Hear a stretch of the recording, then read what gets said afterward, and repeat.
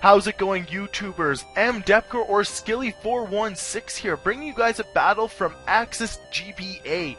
So if you don't know what Access GBA is, I'll leave a link down to it below, but a quick run through is it's a fantasy draft thing. So if you like sports, that sort of thing, you draft your Pokemon, no one else can have them, and then you battle out to see who is the top team. So it's a serpentine draft, so it takes turns, blah blah blah blah blah. You guys can figure that out if you want to, but we'll get into our first playoff match of the first season right now. So our opponents here are Max and Nick, or Commentating and Nekski, respectively.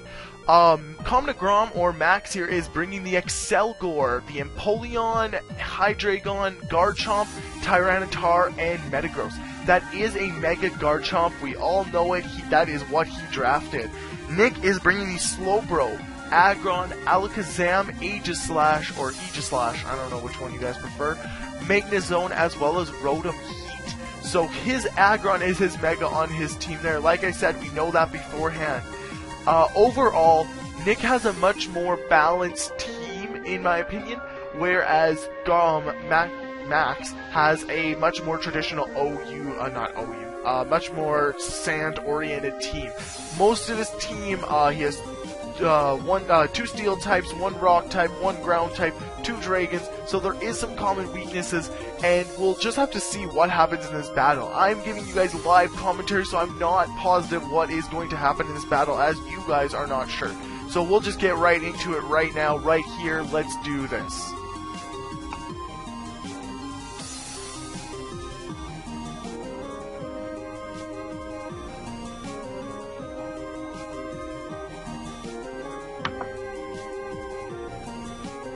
So Commentating leads with his Excelgor, and Nekski leads with his Rotom Wash. Rotom Wash withdraws immediately. Not sure exactly what he was fearing there, possibly Giga Drain, but I think that might be banned in this league. He goes out into his Aegislash, and Commentating goes for a U-turn, which isn't going to do very much. Partially because Excelgor doesn't have much attack, and partially because Aegislash is a defensive beast in shield mode. He goes out into his Garchomp, very nice switch for him here, and he Megas up. Mega Garchomp is on the field, people. Starscream is ready to hit some faces. Aegislash goes for the King Shield, probably as predicted, and Garchomp goes straight for a Swords Dance, getting the +2 right off the bat. He knew that was coming and did not want to mess around. Nick withdraws his Aegislash and goes out into Rotom again, possibly predicting the incoming Earthquake, as he does go for the Earthquake. So Rotom Wash is unaffected by that due to its ability Levitate. It goes for the Will-O-Wisp and gets the burn off on the Mega Garchomp. So that Swords Dance is neutered. Mega Garchomp goes straight for the Dragon Claw and does 50% to the Rotom Wash. That's gonna hurt quite a bit, and Nick decides that is not worth the damage and withdraws again. He goes out into his Paul here, who is the Slowbro. That, I am assuming, is a reference to Hayden. He goes straight for the Stone Edge here with the Garchomp and gets about 25% off, which isn't that bad to a Slowbro. Slowbro takes the leftovers while Garchomp takes the burn damage. Garchomp goes straight for the Dragon Claw again and gets a crit. That's going to hurt, and Slowbro gets the Ice Beam off here. Easily gonna take out that Garchomp, even with some extra bulk. 4 times weakness, it's going down. So Slowbro's just chilling here, looking all dunce, taking some leftovers like, the fuck is this shit? And King DDD comes out, and that's a pretty good nickname too. Nick withdraws Paul and goes out into Magnezone. Very nice switch there. And King DDD goes for the Grass Knot. Nice prediction by Nick there. And he takes still a decent chunk there because of a critical hit again. Commentating is getting some nice hits off here.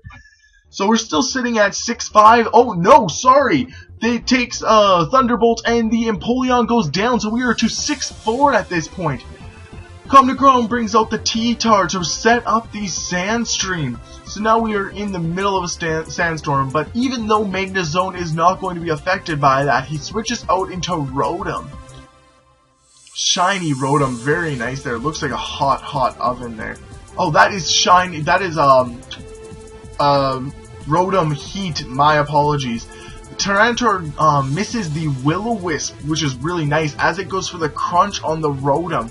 Will not be able to take it out, but the Sandstorm will bring it down. So we are sitting at 5-4 here.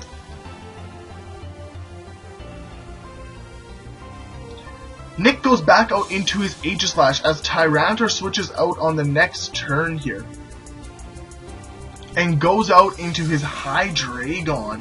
Very interesting switch as he goes out into Blade form and uses the Flash Cannon. So although a Sacred Sword or something like that would have hurt a lot more, a Flash Cannon is going to bring this thing under half. And with Sandstorm, that's bringing it down really low. Aegislash goes for King Shield here again to get back into Shield form. Hydreigon goes for the Flamethrower, so very nice play by Nick there. Voided a very strong attack, and he's going to withdraw at this point, obviously not wanting to take that Flamethrower, and goes back out into the Slowbro. Does Hydreigon go for the Flamethrower? It does! So Slowbro is going to take barely anything from that, or he takes a... Actually, that's surprisingly good damage against a Flamethrower. But anyways, the Sandstorm ends here. And now neither Pokemon will be taking it. Draco Meteor misses, and the Slowbro lives to do a Slack Off. So now this thing is going to become a really big nuisance for Comnegrom. And it's not good. Nobody likes to have a Slowbro sitting around. And he goes for the Dark Pulse, and that is going to hurt quite a bit, and it does take out the Slowbro. We are down to 4-4 here. Alakazam comes out, most likely going to Dazzling Gleam, and it does. Hydreigon does not switch out, so it's going to be going down with the remaining HP. Nick takes the lead again at 4-3. Naruto comes out, and this is Excelgor again. Alakazam does not want to take any bug hits, obviously, and withdraws out into Aegislash, who can 4 times resist it. But he goes for the final Gambit, and misses due to the inability to hit a Ghost type with a flying, with a normal or fighting type move. Comnegrom switches out into Tyranitar to get the Sandstream up again. Doesn't matter much for 2 of Nick's Pokemon, as Nick switches into Blade form, so that way he can get a Shadow Ball off on the Tyranitar. Not going to do much as it is a special beast, but he does get the special attack drop. He switches out into his he does not switch out, sorry. He switches back into Shield form as he goes for the King Shield, as he goes for the Earthquake. Comnegrom switches out his T-Tar and goes out into a Metagross. Very different play, as we've seen the Shadow Ball. He goes for the Flash Cannon though, so he resists that hit, so that'll be alright with him. Still takes a fairly good chunk, but Aegislash does not want to stay in here at this point, and he switches out to his Magnezone.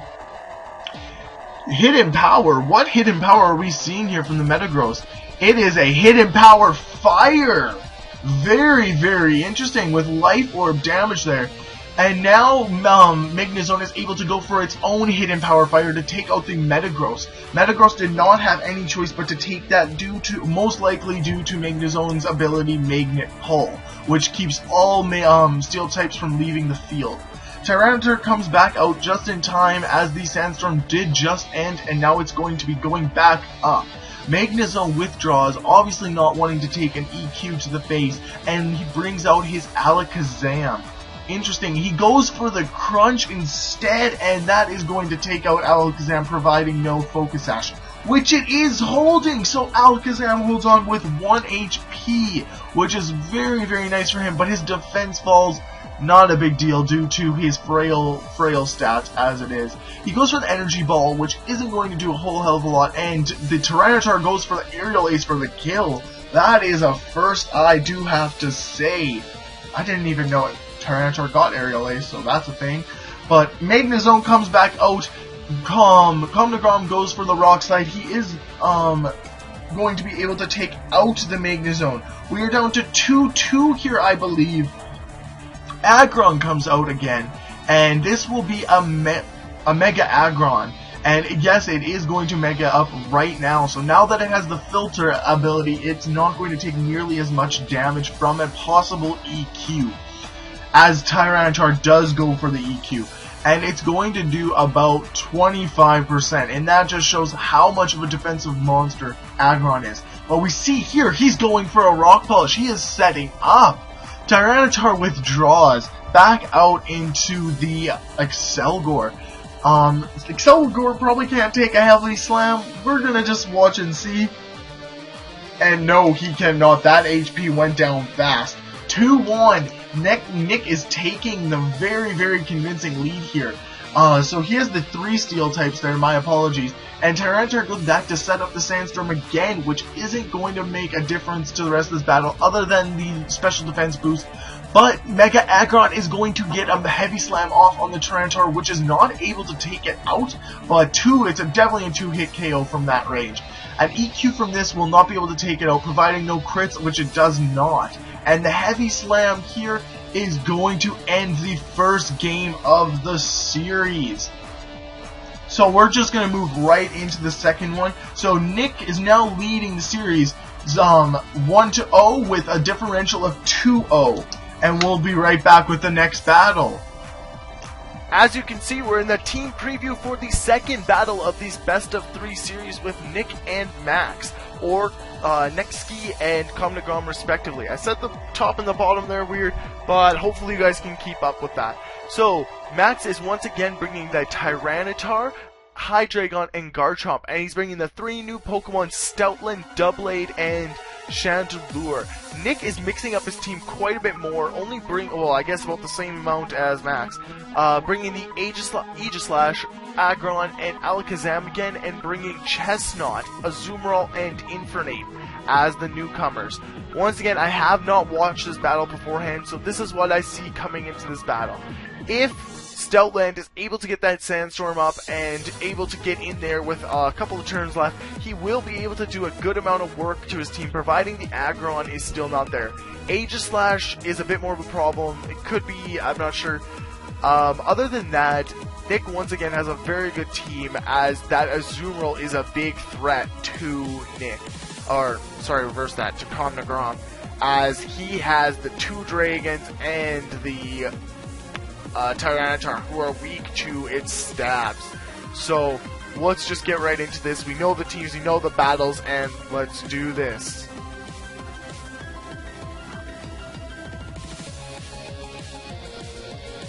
We are on to the second battle of these best of 3 series for playoffs. Commentating once again has his Tyranitar along, and he leads with it. Nick leads with his Infernape, a very common lead. Infernape makes a really good lead, very good anti-lead as well. So Tyranitar switches out, and he goes out into his Chandelure to not take the incoming close combat, as ghosts once again are not affected by the fighting type moves. Both Pokemon take some Sandstorm damage, as the Chandelure goes for a Psychic and takes out the Infernape to get a nice early lead on Nick. So commentating is obviously coming back with a vengeance after coming down in the series 1-0. Nick comes out with his Aggron here, and as we saw last battle, this is a Mega Aggron. Commentating switches out into his Doublade. Very interesting switch here. Doublade isn't a very common Pokemon in our draft portion. I believe Commentating may have the only one in the league. So we'll see what he wants to do with it here. Aggron once again sets up a Rock Polish, as it is able to do some sweeping if it gets set up. It goes for an EQ here, and that could do a hefty chunk to our Doublade, but it doesn't even do half, as it sets up a Swords Dance. So that could be scary, although it doesn't have the ability, I forgot the name of the ability that Aegislash has, that switches its attack and its defense, so this may not do as much as we would anticipate. It does not, it only does 50%, as it's probably going to be able to get taken down to an EQ next turn. It does get the Shadow Sneak off to get some last damage off, but it is going to go down here to a 3rd EQ. So we're back down to 5-5. Both opponents have very good chances of winning this game. The only difference is Nick is in here with a +2 speed Mega Aggron. Tyranitar comes back out. Aggron is at a pretty low health, and he's just going to go for a Heavy Slam and get a good chunk off on the Tyranitar. We saw last battle that is not able to even 2-hit KO the Tyranitar, as it goes for an EQ and is going to take out a Mega Aggron. Commentating is not holding back at all for this battle. He knows that this is live or die for him in the A side of the finals. He goes for an EQ off on the Aegislash. Since it is still in shield mode, that will not be able to take it out, as he does get a weakness policy off with the Aegislash. Very, very helpful for him. He switches his stance, so we know there's no King Shield as we didn't see it beforehand, and he goes for a Flash Cannon at +2. This can probably take it out, as it does. So the opponents here are neck and neck, or we could say neck and Nick. Okay. Chandelure comes out, and the Aegislash does not go for King Shields, but goes straight for the Shadow Sneak and takes out the Chandelure. So the game is turning on quickly here for Nick, and in his favor. Scruffy, the Stoutland, comes out. The Sandstorm is still up, so it will be hitting hard if it gets an attack off. King Shield happens here, which may be very, very bad and get a -2, as it does because the Stoutland goes for Crunch and then drops its attack harshly. That's not good for Stoutland, so it switches out here, and he goes out into King Ghidorah. The Hydreigon. Aegislash doesn't want to stay in on that, and the Azumarill comes out. The Sandstorm is now going to subside. Obviously, Hydreigon does not want to stay in on a fairy, as it is 4 times weak to any fairy type move.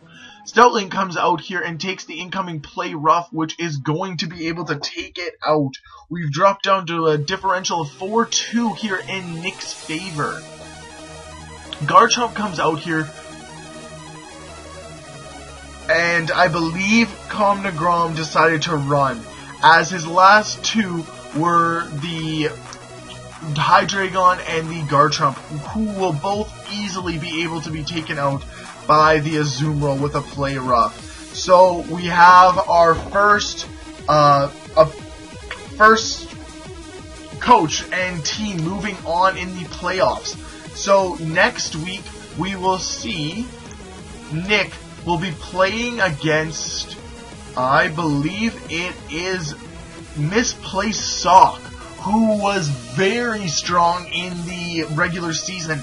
He was just shy of making first place in his conference, but got first overall after that. So we'll have a very, very exciting match there next week. Nick versus Misplaced Sock. So be sure to stay tuned. Also, be sure to leave a like, comment, and subscribe to this channel if you are interested in seeing more Axis GBA battles. But thank you for watching, and have a great day, YouTubers.